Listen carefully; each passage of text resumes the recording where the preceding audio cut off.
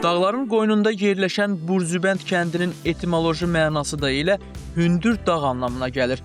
Lakin çətin relyefə malik olmasına baxmayaraq, Azərqaz İstehsalat Birliyi tərəfindən kəndin qazlaşdırılması işləri davam etdirilir.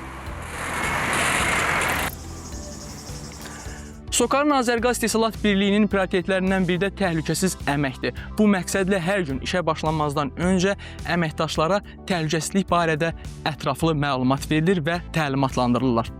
Təhlükəsizlik qaydalarına riayət etmək sizin sağlamlığınız üçün vacib şərtlərdən biridir. Bununla bağlı avadanlıqların sazlığı yerində yoxlanılmalı. Avadanlıqda hər hansısa bir çatışmamazlıq aşkar olunduqda, kabellərində nasazlıq olunduğunda iş dayandırılmalı və həmin qüsur aradan qaldırıldıqdan sonra işə davam etdirilməlidir.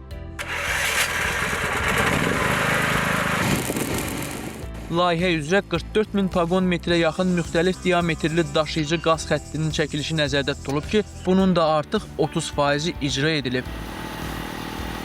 Burzübənd kəndinin qazlaşdırılması işləri başa çatdıqdan sonra burada 180 abonentin fasiləsiz və keyfiyyətli mavi yanacaqla təminatı mümkün olacaq. Kəndin qazlaşdırılması üçün 43.845 paqon metr müxtəlif diametrli polad boruların çəkilməsi layihələndirilmişdir.